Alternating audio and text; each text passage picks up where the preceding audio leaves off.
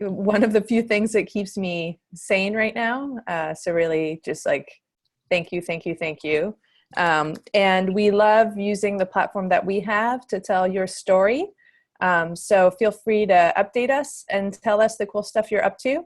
And the more you tell us about it, the more we can tell the world. We're in conversations, obviously with funders, but also all sorts of people. So feel free to, ping Shannon, ping myself, Jenny as well, whenever there's something you want us to share. I want to also mention that, this entrepreneur support program is really for you. It's been designed based on your input. We refine it constantly based on your feedback. I know Tate already asked for this, but really want to emphasize, let us know if there's anything we can do that would be more helpful. If there's anything we're doing that's not that helpful. Obviously, we can't do all the things, but hearing from you really, really helps us make it better. And so please don't hesitate.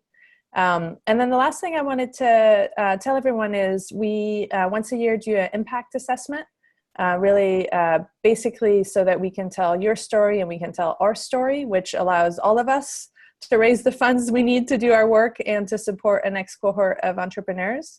So in the next few weeks, you'll be receiving a survey. We do our best to make it short and sweet.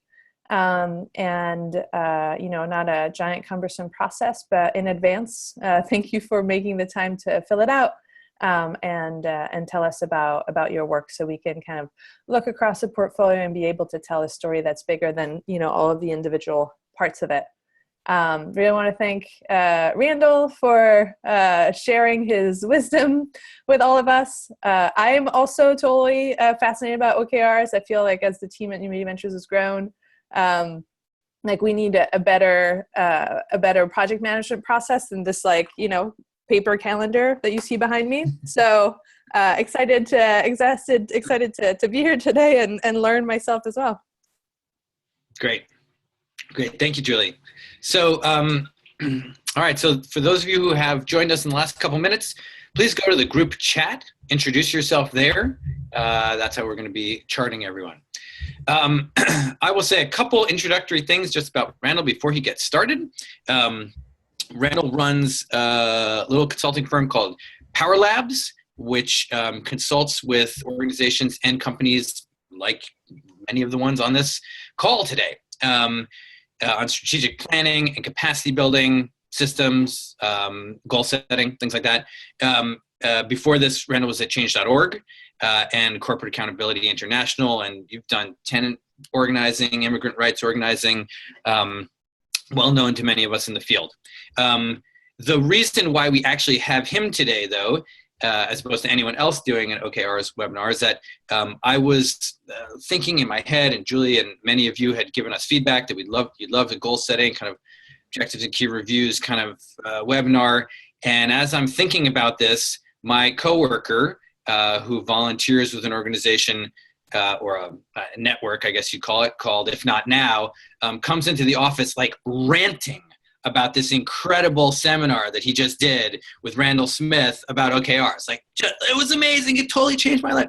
So put two and two together, got Randall for this, and I'm very excited to turn it over to him to take it away.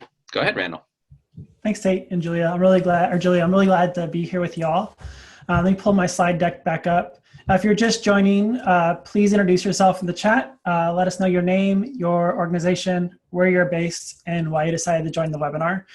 It's really helpful, that last question, to help me to prioritize what I'm going to cover. There's a lot of stuff we could talk about. I think I have the key things, but I'll emphasize some stuff over others based on what you tell me. Again, this webinar is going to be recorded. Afterwards, we're going to send out some additional resources. And you'll see, I actually have my own OKRs for the webinar, and part of it is y'all taking on some additional resources. Great, with that, let's get started. Oh, and sometimes I get really excited and talk too fast. If I'm going too fast, go ahead and just nudge me in the chat. Be like, hey, slow down. Or if you have any questions as we're going, you can put them in the chat. And there's a couple breaks in the agenda where I'll be, if I don't get it as I'm talking, there's a couple breaks in the agenda, or I'll do questions. Great. So We're going to talk about OKRs. This is actually a photo in the background here. It's a photo of If Not Now folks doing a Seder. I don't actually know where this is. It may be an APAC office. It's some kind of Jewish institution. And If Not Now exists to end the U.S. Jewish community support for the occupation of Palestine. And we're going to talk a little bit about them. Yeah, so that's me. That's what I look like. I'm really accessible. You can email me or text me whenever you want. If you have questions, I'm down to spend like an hour with anybody that's on this call afterwards to talk about OKRs. And I'll have email out my calendar link so you can pick a time that works for you. Welcome, Jess. Glad to see you here. Yeah, so Power Labs, we support organizations to create leaderful open source campaigns. That's like a fancy way of saying that organizations hire us to help them scale, but not scaling by hiring lots and lots and lots of staff. We help them scale by bringing in many more volunteers and building high-performing teams of activists. For example, since the election, the Courage Campaign in California has built dozens of local groups. We help them build healthy groups that are enduring and don't replicate unhealthy activist culture, and groups that reflect the racial diversity of California. We're working with Free Press on 2 interesting projects. One with Team Internet, working on net neutrality as part of a coalition, where 500,000 people signed up to volunteer to save the internet. And we have roughly like 1,000 super volunteers who are mobilizing those folks and supporting them to do congressional visits and other actions. And they've done hundreds of congressional visits over the past couple of weeks. And we work with Cosecha, which organizes undocumented people, to figure out new models for recruiting, mobilizing, and organizing undocumented people at scale, and using technology to do that. And oftentimes, like these groups, like they're figuring out, like as they're growing, it's like, how do we make sense of all this stuff that's happening? And OKRs is usually the answer. And so it's like, we'll get hired to do like this bigger thing, and like realize, oh, we should do OKRs, and that's like usually how it starts out. So we're going to talk about what OKRs are, what they look like in practice. We're going to create some OKRs. And then there's a key thing that I learned more recently, like a key like meeting tempo to help to make OKRs work. And we'll talk about that. And then there'll be time for some Q&A, and there's also some additional resources. So I made my own OKRs for the presentation because I'm a nerd. My OKRs for this presentation are to teach founders of progressive startups what OKRs are. That's my objective. That's like my big thing I want to do. It's qualitative, not quantitative. It's supposed to inspire me. Ideal objective inspires you to get out of bed in the morning. That one, not so much, honestly, but like it's my objective for this presentation. And then I have 2 key results.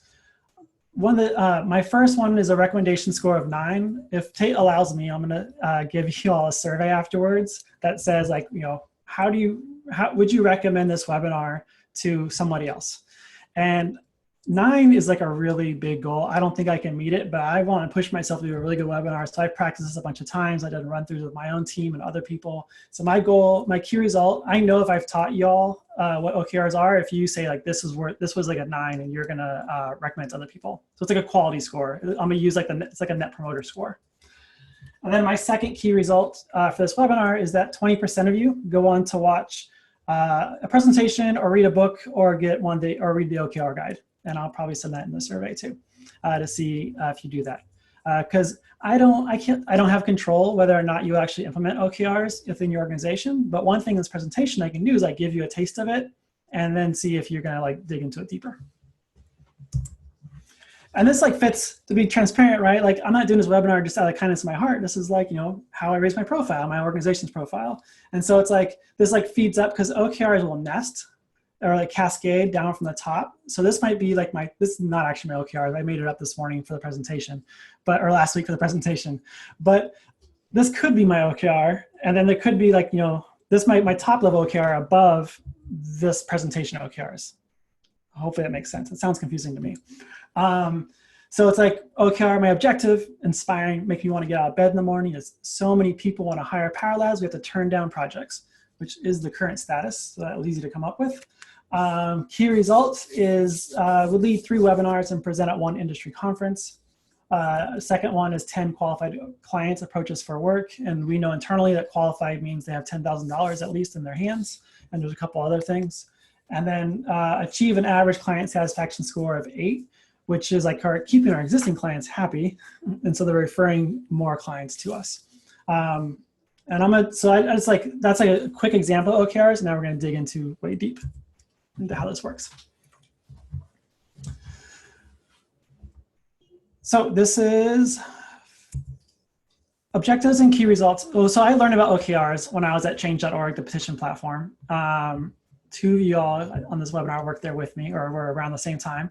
And it was a tool that helped support alignment on goals during a period of rapid growth. When I was there, the user base grew from 25 to 50 million, and there was 25 to 50 million people, and there's a big expansion in teams and number of staff. And then since then, I've worked with a bunch of organizations to help implement it. Like Tate was talking about If Not Now. So If Not Now, they've been around for like a couple years, but they launched and they kind of like, they created like 3 chapters around the country, and they kind of went into like a dormant stage where they front loaded their movement. They like planned out their movement, and they relaunched. And they relaunched last year.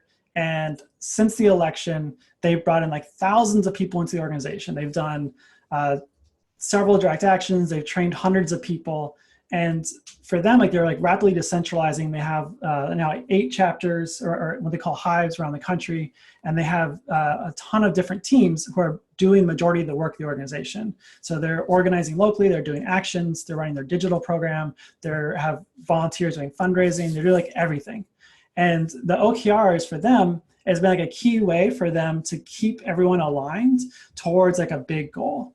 And so like within If Not Now, they have like the top level OKRs, which is really easy for them actually, because the objective is end the US Jewish community support for the occupation of Palestine. Like that's like their big movement-wide objective. And then they have a key result. It's like majority of Jews in America are against the occupation. And so that's like a big key result. And that's like would be measured through polling. And then underneath that, they have OKRs for the year and OKRs for every quarter. And then below that, they have OKRs for every team, and then every individual has OKRs. And so by having it, and all that is transparent across the entire movement, people who come to a 2-day training can see the movement-wide OKRs. They can see every team's OKR. They have a sense like what's happening in the movement, and they know that how they can contribute to that movement.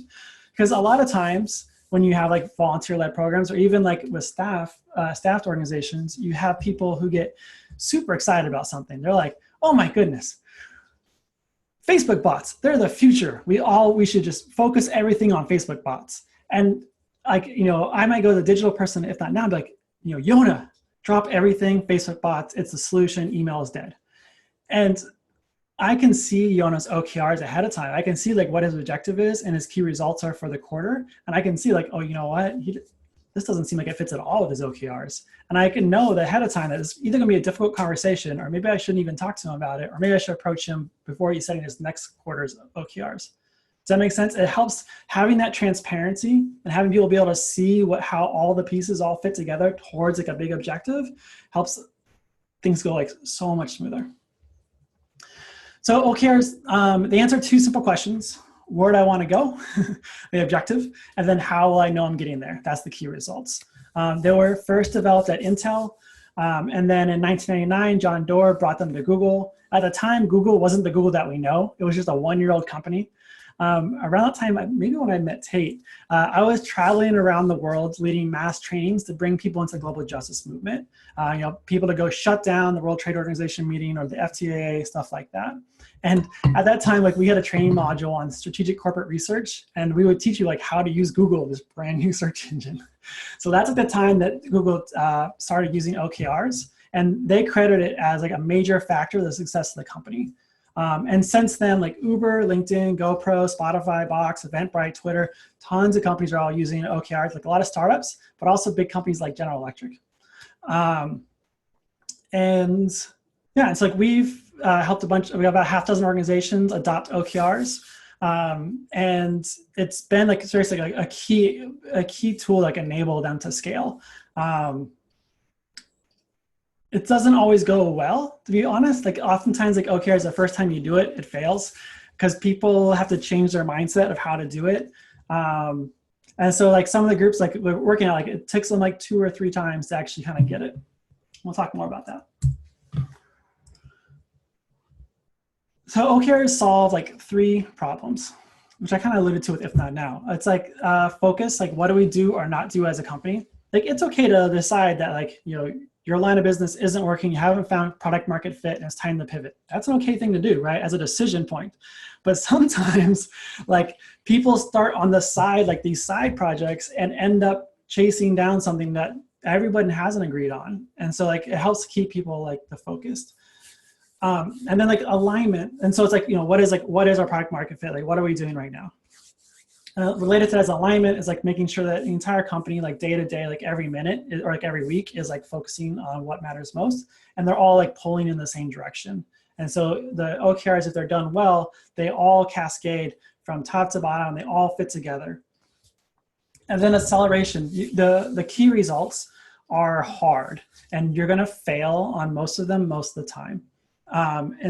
But commitment to goals, like research has shown that commitment to goals like helps people to achieve big things, and commitment to like stretch goals helps them achieve big things. Like Google up in the resources, there's like some research that Google points to, like why it's so important. Stretch goals are the building blocks for remarkable achievements in the long term. And so they encourage your teams to continually push the envelope of what's possible. And key thing there, and it's later in the presentation, but like you're not allowed to tie OKRs to performance evaluations, because that just like leads to failure, because people then sandbag. They set their key results too low instead of putting something that like really, really pushing hard. So they cascade from the top of the organization down. You set them every quarter and every year. The ones you set for the year, they're pretty soft ones. They're like, you set them at the beginning of the year and you might change them halfway through the year. Like you might look at it in May and be like, you know what, this is not what we thought, what we should be focusing on. And for like early stage organizations, you might not even worry about setting the year ones and just focus on the quarterly ones. The quarterly ones are really what matters, because the quarterly ones, like that's like a block of time that you can get some things done. And then you can use that performance there as like, direction finding, like what you should be doing. Again, they're hard to achieve, not tied to performance evaluations. Okay, let's talk about the big piece. The first piece is the objective. And remember, if you have any questions, go ahead and drop them in the Zoom chat if it's not clear, and I'll happy to answer questions. So the objective, it's qualitative and inspirational. I like to think about it, it's like somebody wants me to jump out of bed in the morning and give my all to the team. It's time bound, and then it's actionable by the team independently. So you might have the top level organizational OKR, which everyone has to work towards, but then every sub team might have their own OKRs. And your team's OKRs, like say you have like a biz dev team, right? Or you have an engineering team. Like engineering or biz dev team needs to own their OKRs, and they can't be able to blame marketing for not starting the beginning of the pipeline as like the fault for failing on their OKRs. Does that make sense? So you need to figure out like what is something that they can own and own responsibility for, and like it's their fault they fail, or their fault or their awesomeness if they succeed. There's a lot of failure. So some tips is you want to pick just 3 to 5 objectives. I think what the hardest thing for organizations is to narrow it down. One of the key things to remember is like if you're going to set objectives every quarter, there might be just 3 things you're focused on this quarter. Like you might be focused just on growth this quarter. And then second quarter, or no, it's like a fourth quarter year, right? Fourth quarter, you might focus just on growth. And then the first quarter of next year, let's really focus on engagement. We're not going to ignore it right now, but our main focus is on growth. And then we're going to work on engagement, or then we're going to work on revenue. That kind of takes some of the pressure off of like people like, I have to do everything all at once. If you do any more than that, it leads to overextended teams and diffusion of effort. And people need to be able to remember the OKRs like every day. Like this is my OKR. This is what I'm working towards. When you're setting the objective, you want to avoid expressions that don't push for new achievements. So things like keep hiring, maintain market position, continue doing X.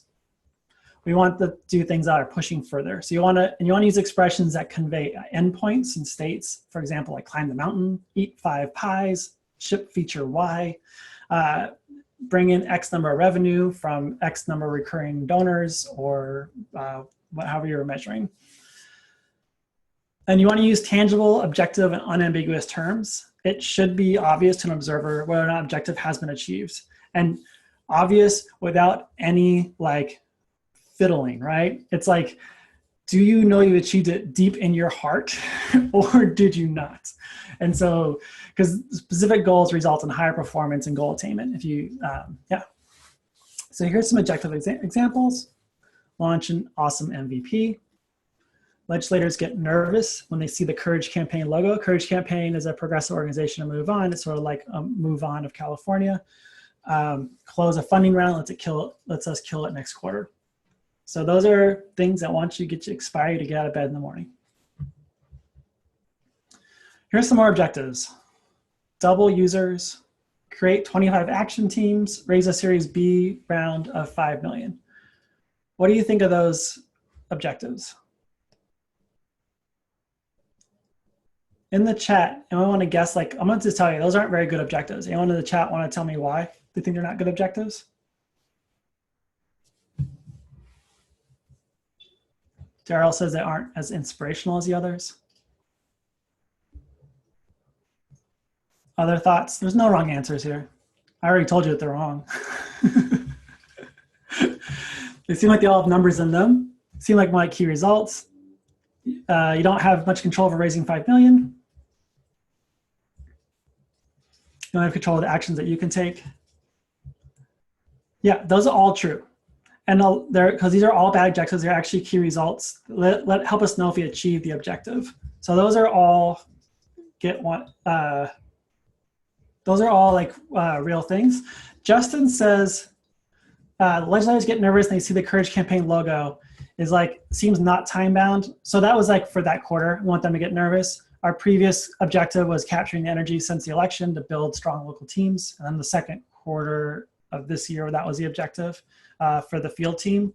And get nervous, yeah, well, but actually one of the field teams, one of the courage resistance groups, like one of the groups, they did an action at Daryl Issa's office or house, and they turned their sprinklers on them, and like someone else like ran away from them. So we don't know exactly, we didn't like have like a poll, are you nervous? But we got the sense they were nervous.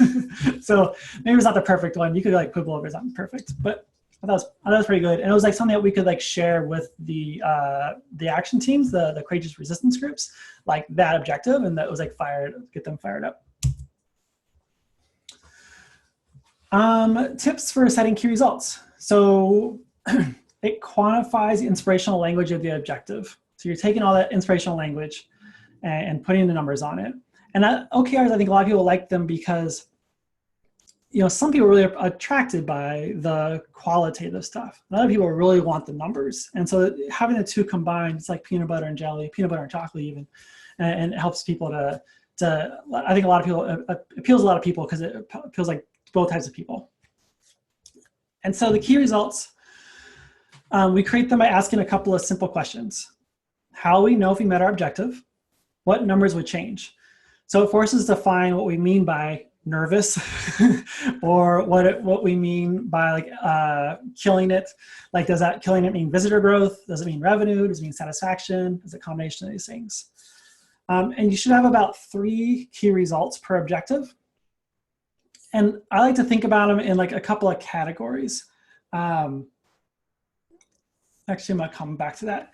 And so anything you measure should be stretch. Oh yeah, and so a couple of categories. And there's like some potential like balancing or opposing forces. Like you could focus like crazy on growth, but the whole time like you're like churning because all you care about is just a first initial email acquisition, and you're not worried about that second action, and people aren't doing second action, and there's like you're just like losing people. A lot of people know about email programs that run like that. Not anyone on this call, I'm sure. And so like you want to, so like oftentimes the key results, you want to like balance those two things. So you're not, you know, killing yourself because you're not taking you're not like watching both things. One thing is on it twice. So measurable milestones, describe outcomes and not activities, so there's two kind of like people I learned OKRs from. One is John Doerr, and the other is Christina Watke. John Doerr seems more flexible about having activities as key results. Christina seems much more firm on it. I like to focus on outcomes rather than activities. If it's an activity, it should be a task down below your key results.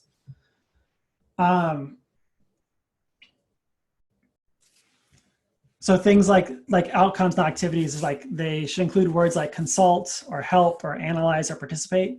Those are describing activities. So but instead you should describe the impact of these activities, like publish customer service satisfaction levels by March 7th rather than assess customer service satisfaction.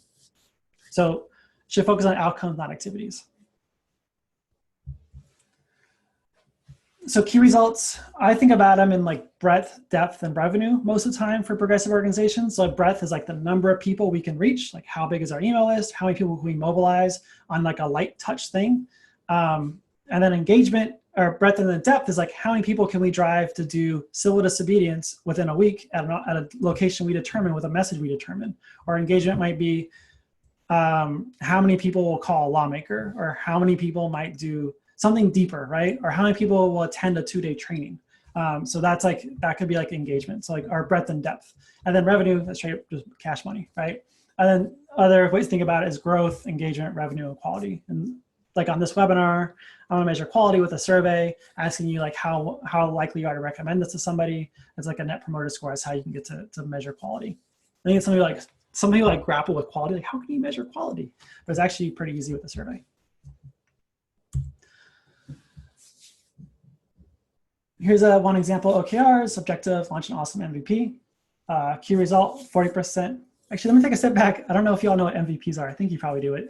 MVP is a minimal viable product. It's like the low fidelity or the low, easy to make version of something, of like the product that you're selling. And so it's like not the fanciest thing. It's like the thing that you can show people to get feedback or to get customers, like your initial customers. And so key result for this quarter for launching an awesome MVP could be 40% of users come back 2 times in 1 week, a recommendation score of 9, 15% conversion to customers. Those are really hard key results. Those are like really, really hard. Like recommendation score of 9, that's like loyal enthusiasts who are going to keep buying or referring others, like fueling the growth of your organization. That's tough. I'll talk about the toughness in a second, and then here's an example from Courage Campaign again. Objective, legislators get nervous when they see the Courage Campaign logo. And then we have a key result of 6 tier 1 courageous resistance groups in priority A legislative districts. And so we have a criteria that people know what a tier 1 group is, and they also know what our priority districts are. They have a lot of local groups, but that we only care about a couple of them because those are districts that we know that Democrats are vulnerable from the left and Republicans are also vulnerable from the left. And so that's where we're going to focus our resources into. The groups lead 25 public actions, and we receive $250,000 earned media value. These are draft cues. Also, don't be like, oh, that's Courage's ones. These are like draftish, hypothetical, mostly them, revised slightly. So these are also like really hard key results. Google and other folks expect that you're going to hit like 70% of these numbers. And so for Courage Campaign, for the success of, we have 6 tier 1 groups, but this quarter, 70%, that would be 4 tier 1 groups. So like we want to stretch, like we could actually get 6. If we get 6, that's awesome. But like realizing that if we're reporting like internally, like it's important that everyone knows it within the organization using stretch goals. And so someone's not like reporting to a foundation saying we guarantee 6 tier 1 groups by next quarter, because you could end up into some trouble there. People seem to be clear that what are stretch goals and what aren't, like within the organization. Common mistakes is doing just that. So it requires some careful communication. If you're using stretch goals, like people usually expect that other teams are going to deliver about 70% of their stated OKRs. Business as usual OKRs, they're often written based on what the team believes that we can achieve without changing anything that we're currently doing, as opposed to what the team or its customers really want. So what we should do is look at the team's current work as well as newly requested projects in terms of value versus effort required, which is kind of maybe this is like better for like additional resources, but like you want to stack rank those. And then if the OKRs contain anything other than like the top efforts, they're just business as usual OKRs. You want to like drop the low priority things and reassign resources to the top OKRs. And like there are some objectives that will stay the same quarter after quarter. Like ensure customer satisfaction is over X%. And that's okay if it's always a top priority. But the key results should continue to evolve and push the team to innovate, become more efficient, do things better. Sandbagging is when you, if you meet all your OKRs without people, pushing as hard as they can. Not like work themselves to death, but like it needs to, if they're not like really pushing themselves to try big things, then they set their OKRs like too easy. Sometimes people set OKRs for like super things that aren't that important. Like do things that are actually really important, are going to push you forward towards your big term goal. And then insufficient key results. If they don't represent that all, if your key results aren't represent all that's needed to fully achieve the objective, you can miss the OKR on accident without even realizing it. You're like, we thought we needed all these, we thought we only needed these 3 things to meet the objective. And it turns out that you needed something else. Julia sent me a private message, but I'll tell you that. She said, how do you manage team morale if you keep setting KRs that you don't achieve? So 1 is that you don't tie it to employee performance evaluations. 2 is employees are setting the OKRs themselves. And so like they own the goals. And then 3 is like a secret thing I'll show you in a little bit. A secret meeting that's super fun that you do. But the key thing is like, for most, if you like with If Not Now, every team we have like movement-wide OKR that was set, and it had input from a ton of people. A ton of people like saw a Google Doc that had it, they like wordsmithed it, they changed around, gave feedback on it, and then that went through a process to be approved. Like movement-wide, quarter 4 key result. And then every team underneath that, they made their own OKRs. So like, okay, like how do we achieve this big thing? And like, what role do we play? And then individuals are also making their own personal OKRs. Like, how do we achieve this big thing? And so they own those key results. And so that's another thing around it. It's like, they own it. It's like, they're more likely not to, cry and feel bad. And they know that they're setting stretch goals. Yeah, so we don't want to tie into performance evaluations. You need to look at them every week. If you don't, you're going to fail. If your OKRs don't like cascade together or like fit together, then you're going to fail. If your OKRs can't be completed independently by a team, if you have to rely on marketing for biz dev to be successful, or if engineering, it needs to be waiting on something else, like it's not going to work. And then oftentimes the first attempt is going to not go so well. It's going to be hard, and you got to try again. If you have any questions, chat them in the box. And if you don't, you're going to do some work. Or I may, if it would be easier for you to ask your question verbally, just write stack in the chat group or something like that, indicate to us. And while folks are doing that, let me ask, okay, Justin's already got one. Ooh, and Casey's got one. Why don't you take them in order, Randall? Yeah. So at the first attempt, the end of the first, is the first attempt the end of the first quarter, or like in week 2, you scrap your first draft and try again. So that happens both. Yeah, I think it's like first attempt is like you do the drafts, do feedback, you like realize, oh, we messed this up the first couple of times. Once you get going with setting OKRs, you can set them for a team or even organization-wide in about a day-long meeting. Christina Wadke has a really great agenda for a day-long meeting to set like organizational OKRs where you can get them done together. Like you can get them done, and oftentimes you get them done in the morning and cancel the afternoon session. It's like If Not Now, we did them with we had half or a full day blocked off. We got them done in the first 4 hours, and then but at the end of the quarter, they're going to probably realize that there's a lot of mistakes along the way. But don't feel too bad. We'll just try again next quarter. Randall, before you add to the next one, why don't you share your face instead of your screen for this section? Sure. A little more interactive. There you go. Casey says you have a parallel OKR you can share with donors versus with the team, so you create two systems. That just sounds like so confusing to me.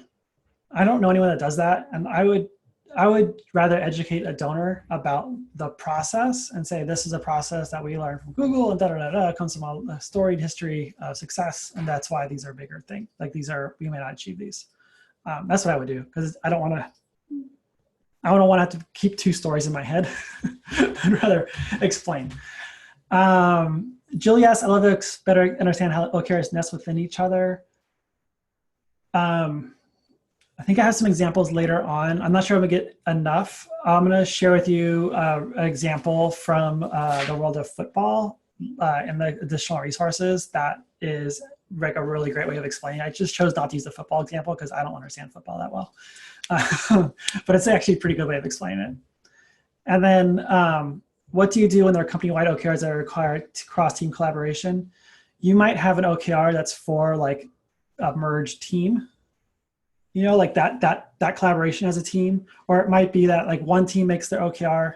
So like if now like the digital team made OKRs, but they realize that, oh, like we need the support of the training team to make this work because we're pushing a lot of people into training. And so like they talk with training about their OKRs and say, how can we make these work together? And they go back and forth, like iterative process. But it doesn't take a lot of effort after you do it 1 or 2 times.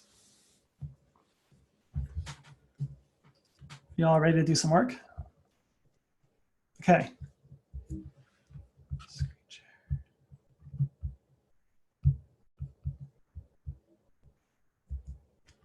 Okay, so just back to the agenda. We're at exercise. Let's create some OKRs. We're going to try it out. So this is my son's birthday party when he turned 5. He's the kid there in the middle in the plaid shirt. His name is Enzo. And he's like probably the most important person in my life. And I want to make sure he has his next birthday party is amazing. And so my objective is for his birthday party to be the most lit birthday party in Northampton. That's where I live, in a small town in Western Massachusetts, in 2018. This is like, I'm really planning ahead here. And I want y'all to help me come up with key results for his birthday party. I want you to tell me like how I know that we're getting there to having the most, like, and that's like the end state. Like, how do we know that we've had the most lit birthday party in Northampton in 2018? Y'all ready for that? In a second, Rachel Maddow shows up, Deborah says. She actually lives nearby. And I'm gonna give you guys, I'm gonna give you all a Google Doc, or Tate's gonna drop it in the chat. Or if there's some kind of failure, I'm like an underwears and suspender kind of guy. There's also a bit.ly link right there, just in case something goes wrong.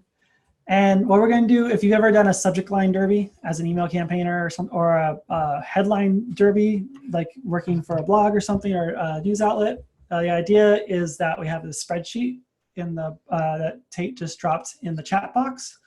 At the top of the chat box, the top of the doc, you're going to pick your own column, one of the wide ones, not the skinny one. In the wide column, put your name at the top. And then you're going to brainstorm as many key results as you can in 5 minutes. Your goal is to get to 15. If you get to 20, you're amazing. It's really hard. To make it easier so you don't have to think about numbers, just use placeholders for numbers. So for example, X kids throw up because they ate too much cake and ice cream. I don't know if that's a good key result or not, but I just wanted something, an example, have a number in there. Or X% of kids say Enzo is their new best friend. So, so you're gonna brainstorm as fast as you can. I'm like pausing. I was not gonna say his actual name for privacy reasons, but then I let it out. You're gonna brainstorm as fast as you can, going down the list, and then we're gonna vote on them. If you are stuck, like need some reference, and so again, like you shouldn't, like everyone should be highlighted in column A. Some of y'all pick column A or C or E. It's like every other column. Oh, great. I see you all doing it. So go ahead and I'll give you, time starts now. If you're kind of stuck, the second tab there has my tips for key results. Time starts now. We'll go to 151.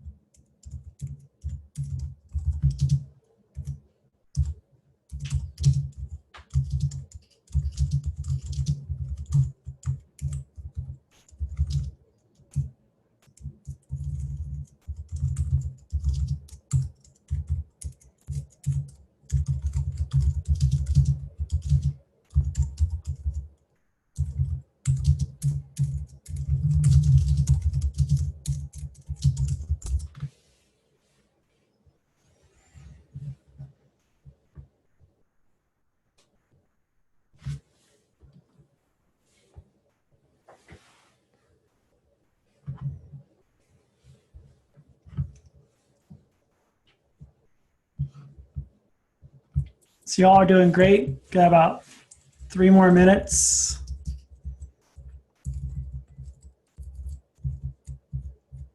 Some folks have 12 already.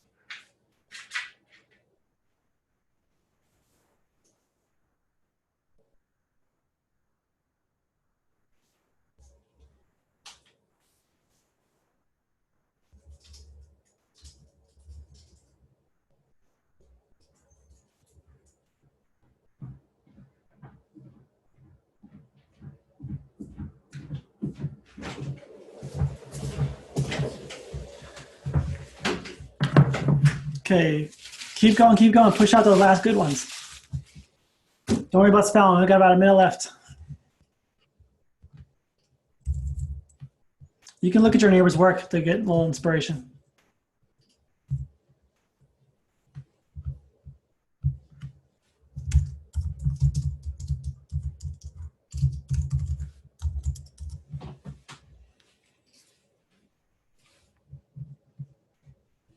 Okay, time's up. Put your pencils down. Okay, so what we're going to do, we're going to vote now. A lot of you probably know how to do this. Some of you know how to do this. So the column, we have column A. Everyone scroll all the way to the left-hand side of the sheet. And I'll show you an example. So under Julian has ex-parents contact you to plan their kid's next party. Ooh, it's like a new revenue source. So if I think that one's great, I'm going to put a 1 there. And then say, for example, that Deborah comes along behind me and Deborah's like, heck yeah, that sounds great too. I'm gonna vote for that one. She's gonna put a 2 there. And then I think passing out is great. These other ones, nah, not so much. And maybe Jess comes along and says, passing out, I like that idea. I'll add to that a 2. Then Deborah comes behind her and says, I'm gonna put a 3. And so you're just gonna vote, like increment, like by 1, based on what you think. Let's give everybody 6 votes. If you really, really love something, you can put like 2 votes or 3 votes on something. And it's okay to vote for your own.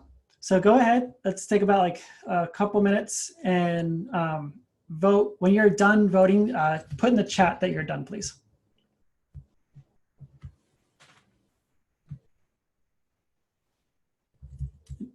And some of you might want to start at the far right of the screen so you don't like overwrite each other.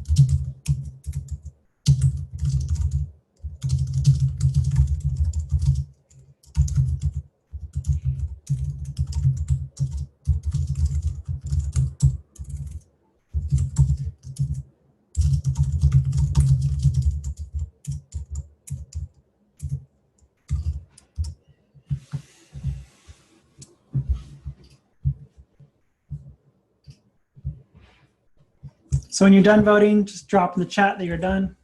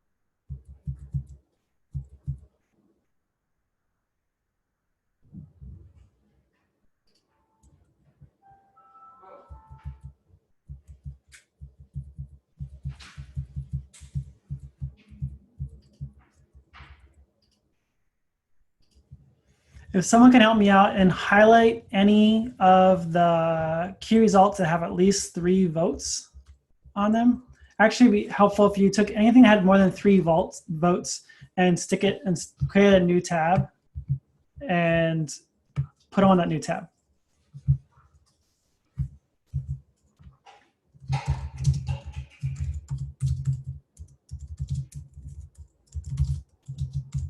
So if you're done voting, go ahead and just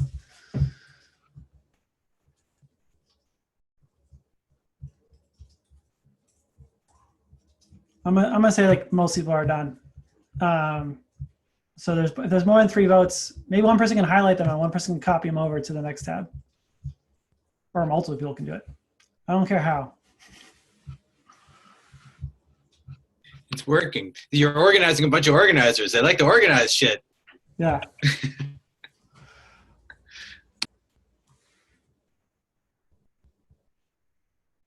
And so that second tab's already made. People are adding them in. That's great.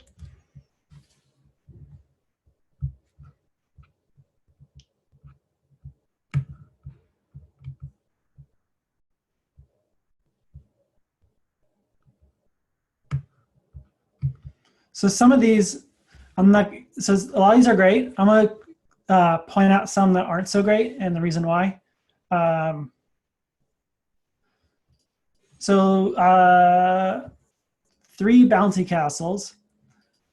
Bouncy castles are great, but I think that's more of a task than like the end state or like the key result. Like I could have 3 bouncy castles and no kids come to the party. That would be really sad because bouncy castles are expensive. Because we get one every year. Yeah, so that's a good task, which will go underneath the key result.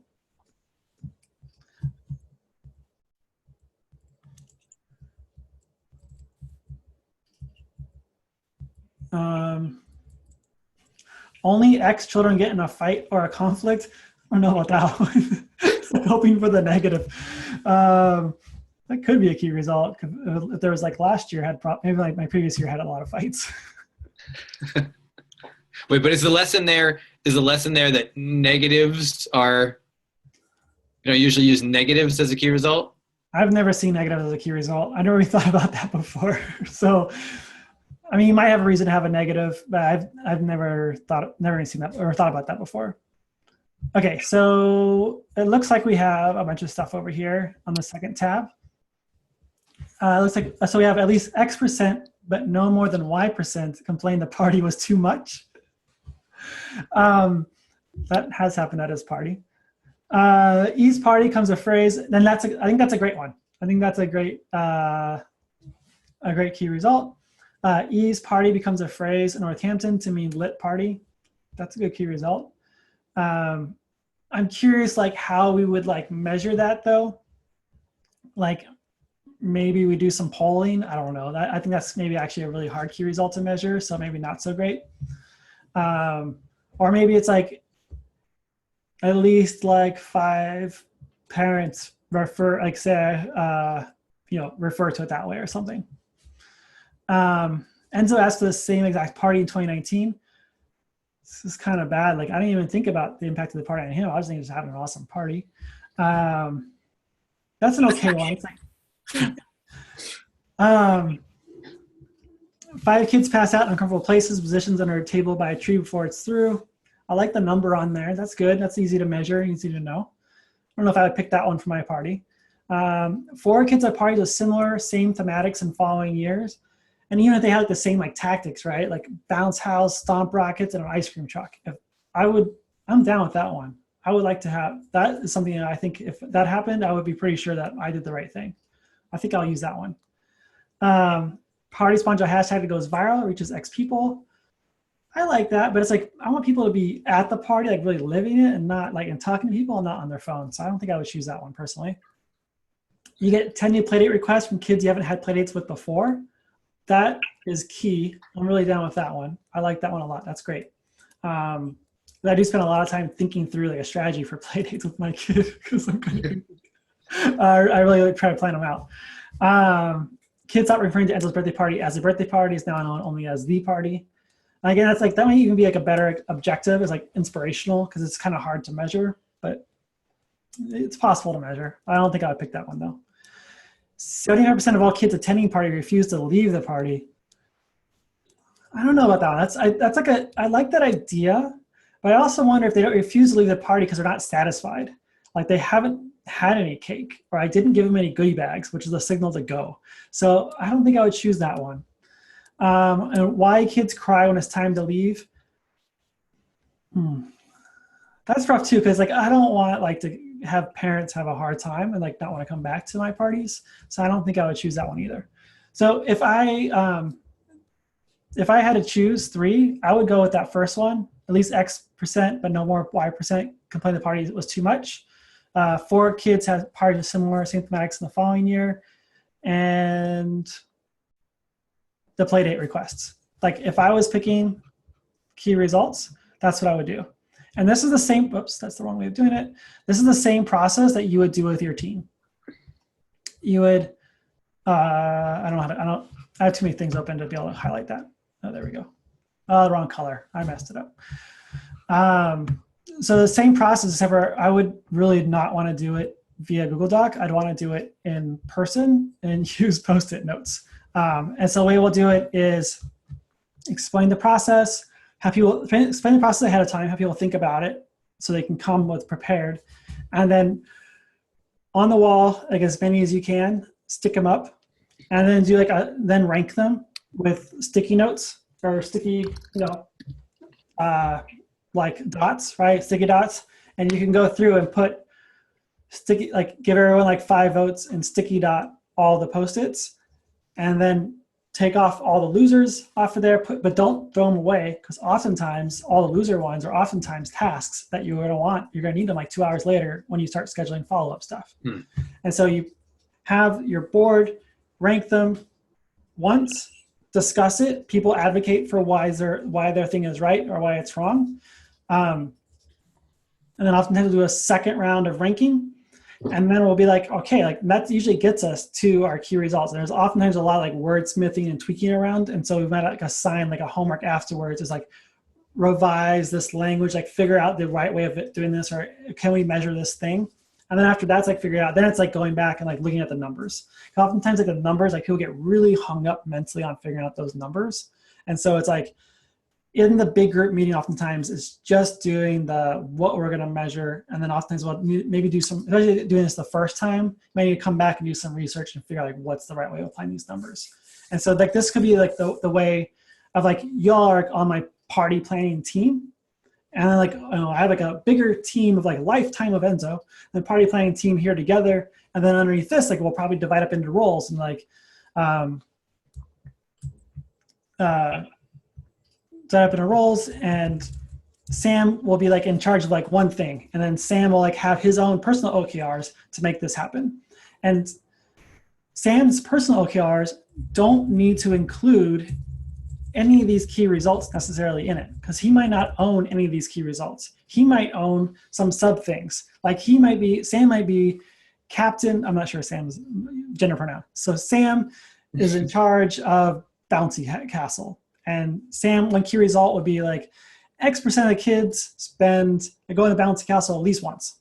That could be the key result for Sam to build up to this bigger thing that's happening. That's how it can cascade. That's one way of cascading. So that's the same thing again. Questions at this point?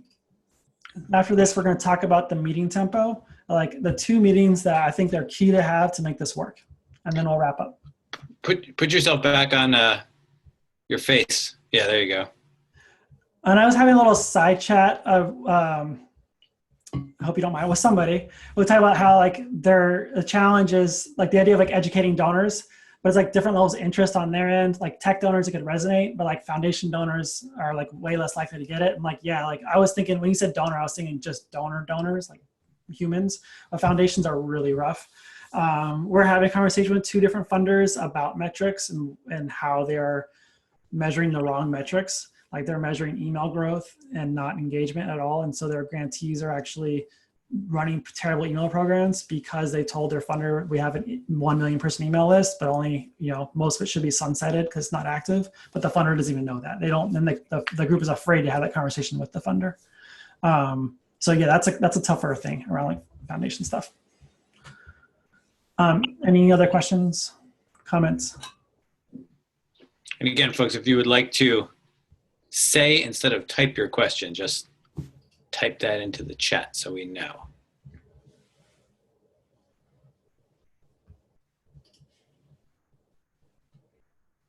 No, not at this point. All right, we're gonna do the meetings that I think are key. I learned these from Christina Watkey's book. I hope I'm pronouncing her name correctly. And like once we started doing these 2 meetings, it was like key. So she calls them the meeting tempo. You have 2 meetings, one on Monday and one on Fridays. Actually, I just lost my notes from the screen share back and forth. 1 second.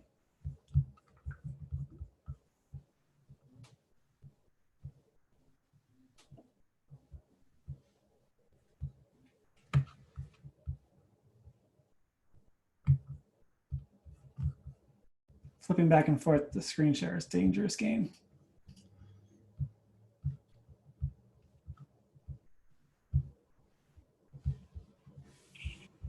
Great. You see my screen? We see your screen. Perfect. Okay. So Monday commitment meeting.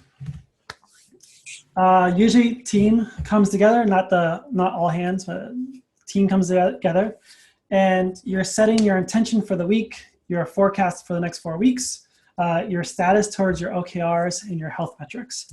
And we use a thing called a Foursquare to help guide that meeting. That's this thing right here. And so there's a couple of ways of doing this where you could have the Monday commitments, like each person is doing either this whole thing is like their OKRs that they own, and then they might prep this on Friday, and then team leader makes a team-wide sheet based on team people's thing. So everyone gets this done by like 5 o'clock on Friday, their own personal OKRs, own personal OKR Foursquare. 9 a.m. on Monday, team leader comes in, makes a team-wide one of these, and sets priorities. There's multiple ways of doing it. So it's easy to figure like what's the best way for your team. I'm just gonna say like this is like one way of doing it. So at the top of it, we have like our objective. So so everyone sees it. If we have multiple objectives, we would have them all listed there. Keep everybody focused. We have like our priorities for the week, like each person. So like for example, this field organizer might have a priority for the week, create an action guide, run a campaign call, some other things. And then that field organizer, we have the OKRs there in the upper right quadrant. And first those priorities, like this is like a conversation tool. So like it's like, are these priorities lead to our hitting our OKRs? Like this is the opportunity as a team to be like, oh, you know what? How does that campaign call fit into our OKRs? And if it does, that's great. And if it doesn't, well, like, should we actually do this thing, or should we like do this one and maybe not do another one? And Randall, sorry, can I interrupt with a question? P1, is that a ranking? Is that like Oh yeah, priority sorry. level 1? Yeah, priority 1. So you could have, I could say P2 or P3 there. Yeah, but usually it's like priority 1 is like things that if I don't get them done, I have failed in this week. P2 is like things like we can move around. It's okay if they don't happen. I encourage you only to do like list the P1 things here, because like in your own personal work plan, you might have P1 and P2 or even P3. But like if you're using your meeting time to do that, the talk about those P2 and P3 things is like you're trying to justify your existence rather than having like getting things done. So it's like only talk about your top priority stuff usually. The right quadrant there is your OKR confidence. So based on like what you had set at the beginning of the quarter, I like to do like 7 out of 10. Google does it 1.0 or 0.7. Most groups I work with, they can't figure that out. It's like hard for them to graph like 0.7 is like that 1.0 is like the top you can get. So we do like 7 out of 10, 5 out of 10, 3 out of 10. And that's like their like confidence that they're going to meet the OKR.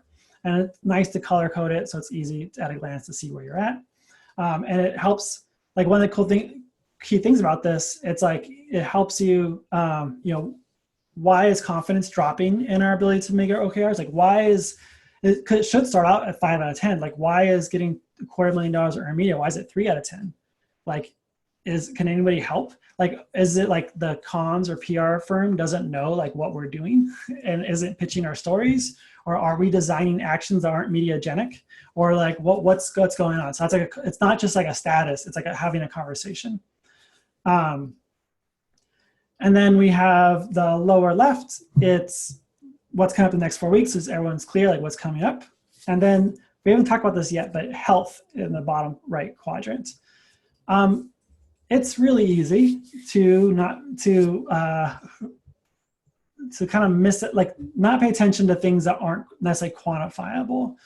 But in this Monday meeting, I want you to pick 2 things you want to protect as you strive towards greatness. Like what can you not afford to mess up? Is it key relationships with major donors and investors? Is it relationships with allies, code stability, team well-being? And so like keep track of those. And so for this is totally hypothetical, not a real situation. But for example, with Courage Campaign, the organization has like rapidly growing field presence across the state. And Courage Campaign, like it's really important to have a strong relationship with allies. And so this, for example, the ally relationship health, again, this is fictional, but it could be yellow because like, for example, the PICO affiliate in Bakersfield is upset that we didn't coordinate on an action at Representative Salas's legislative office. And so that's like, oh, that should be brought to the group and should be discussed and like, okay, like let's make sure it doesn't happen again. And like, what can we do to make sure to like repair that relationship with the PICO group? And then our local groups, their health. It could be green because we could say, you know what, they're great because we did a training last week on group roles and different types of meetings they should have. There's like 6 types of meetings that every local group should have. And they love that concept of the 6 types of meetings that they should have. And they're roaring, like, they're already putting that into place. And so our group health is green. And yeah. So that's like our Monday meeting. I just saw a chat come in. So what Justin says, what's the relationship between the health items and the OKRs? It's like part of it, right? But it's not, it's part of like the process, but they're different than the OKRs because they're not necessarily like a measurable thing in the way the key results are. It's like things you just want to kind of keep an eye on as you're going towards greatness. And then health, stay the same over weeks and months. Yeah, like usually it's the same health items for the whole quarter. You might change it the second quarter. And so a common one there also is like team health, like making sure people are getting along and like there's like team culture and there's not like toxic stuff coming up in the health. Deborah gives me pronunciation key, wood key. Thank you, Deborah. I meant to look that up beforehand. It's like I read a lot but don't talk very much. Let me ask broadly, which of these change every week? Of all the things that are written here, what usually changes every week and what changes every quarter and what never changes? Okay, yeah, so I mean, everything might change. And then, but every week changes is priorities for the week, project next 4 weeks. Like everything changes but the OKRs themselves, they stay the same. The ranking might move around or they might be static. They could move around depending on what's going on. And then Ally Health might change or might be static. Yeah, got it. And then Julie says, have each person share, discuss their own Foursquare versus one for the whole team. Yes. And so like oftentimes in teams, like everyone will bring their own Foursquare to it. And then there's also like team leader might like look at the other people's Foursquares like on Friday or a Monday morning and then make a mega Foursquare, like a meta one. Or it could be that you don't need a meta one. It just depends like what your team culture works best for your team culture. But it's more important to have it like as a personal Foursquare than like a team-wide one. And it could be that like one person on the team is like, and like, so these OKR comments could be like your personal OKRs.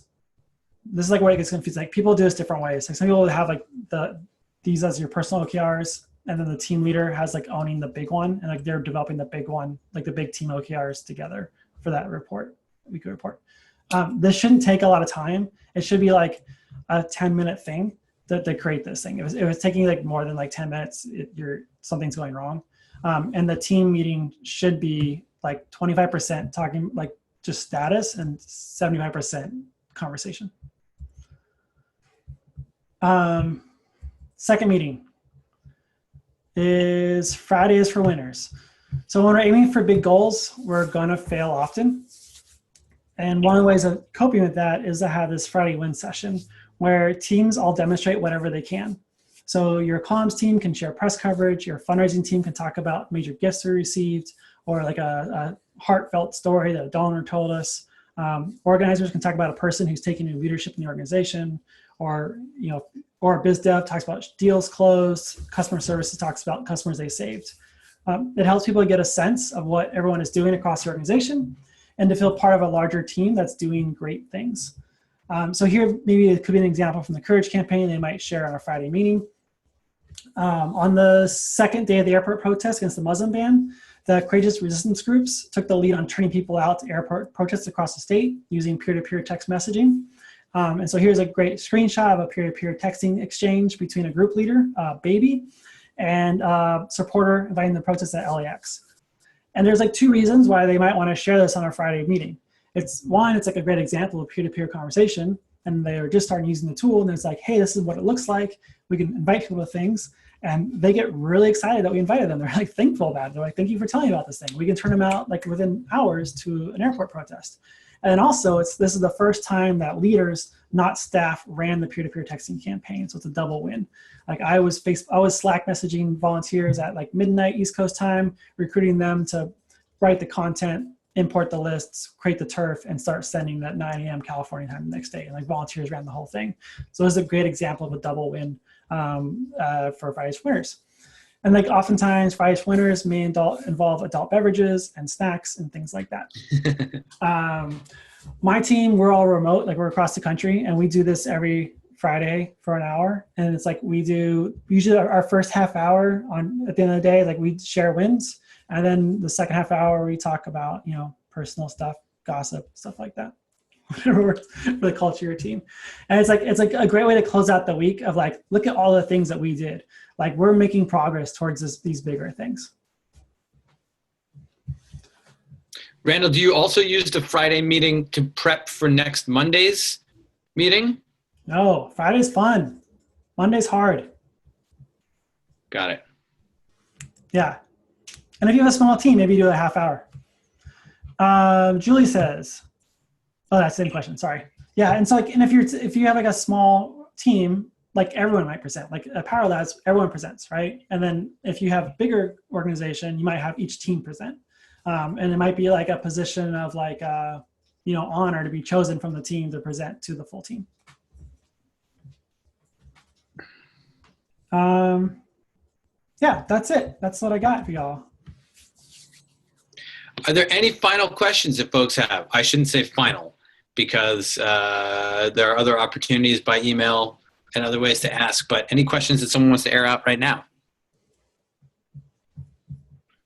And again, while you're thinking of your questions, we'll share with you this slide deck. Julie or Jennifer says, what's the name of a book I recommend? There it is. So Radical Focus is the book I love the most. The first part, it's a fable about a startup. I love the fable because it's about a startup that has two problems, one around goal alignment and the second one around sexism, which isn't explicitly said in the thing. And then Startup Lab Workshop is like an hour and a half presentation from GV, which is Google's venture capital arm. And then Google has their own guide to setting OKRs. It's called Rework, Set Goals OKRs. So if you Google these words, you'll find it, or in the follow-up resources, we'll send you direct links to all this stuff. And then I'll also ask Tate to share my calendar invite or calendar link so you can schedule an hour of my time if you want to follow up on this and talk about it. I'm happy to chat. I love talking about OKRs. Liz says, where do OKRs live during the week quarter for most orgs? So Google Sheets is like the easiest, like that's like the lo-fi. Next up is like Google Sites, where like each person might have their own page. Google Sheets is nice because you can do the math easy, because like you will like score at the end of the quarter, like where things are at, and you can like roll it up to like where you are for the objective overall. Google Docs, some of our groups we work with, and then there's like fancy tools that I've never used. There's at least a half dozen like online tools that are designed only for OKRs. Then some groups we work with that use like a wiki also. But Google Sheets is like the easiest thing to do. I would start with that. I think it's easy to get like really excited about like fancy tools. I would just Google Sheets to start. And then Julie says, how long should it take overall? Hours to plan OKRs, meetings, etc. So it's like a 2-day process, two-ish. Well, so it's like for the organization-wide ones, you have like a 1-day meeting that's scheduled, but there's like pre-work that needs to go into like setting it up. So like pre-work goes into setting it up. I don't have a good sense of like how much, I'm trying to think of how much time people are spending. I think a lot of our groups, they might spend probably like 6 to 8 hours of like prepping for the OKR meeting. And that's like the leaders of the retreat or the organization, they might spend like 6 to 8 hours like prepping, getting feedback from the team, getting like input on like what should be the top level ones, or if it's going to be the whole all hands setting OKRs because it's a smaller organization. 6 to 8 hours of people thinking back of like for the first time thinking back like what are the OKRs we might do, reading the OKR book and prepping like that. It's not a huge time investment. It's supposed to be fast. It's not supposed to be. I work for an organization where we would spend weeks on strategic planning, and like by the time we finished the strategic planning, political conditions had changed. It was like drove me crazy, and so it should be like a fast thing. A question is, do you use a quarterly reflection meeting on OKRs or for launching into planning for next? Yes, and so it's like you might do like a week ahead of the end of the last quarter. You should be able to quickly as in like hour, not hours. Like an hour, like everyone score their OKRs, total them up, evaluate the objective overall, and then have a conversation about them. It's like, because it's not like, oh, why'd you fail?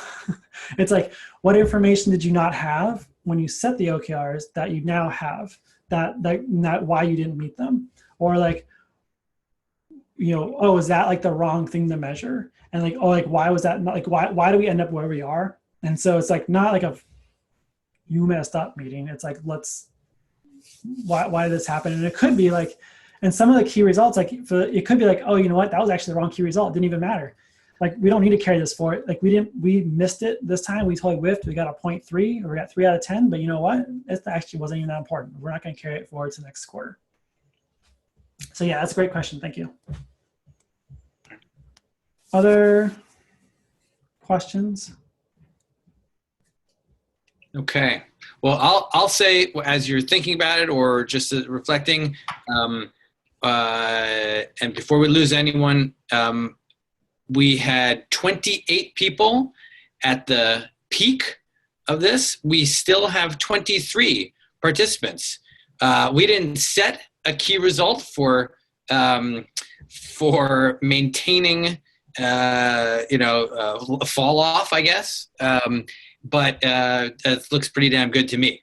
So I will just say from us at NMV, Randall, I know that you put a bunch of energy and time into this. Obviously, you do it professionally, but making this work for us, and it is really appreciated. I think this is really great. So I will express thank yous from the rest of the team.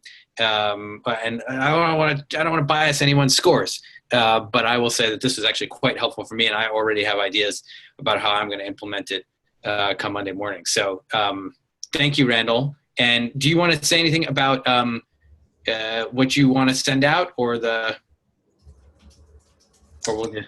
Yeah, just Tate and I didn't work this out ahead of time, but I'm gonna put together some resources for y'all.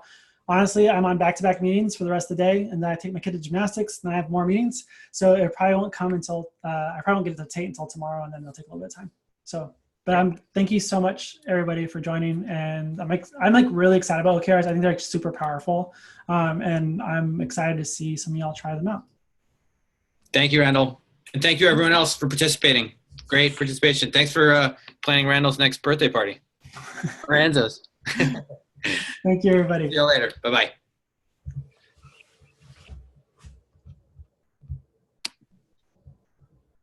Tate, do you want to stay for a quick debrief? I would love to. Wait, hold on. Stop recording.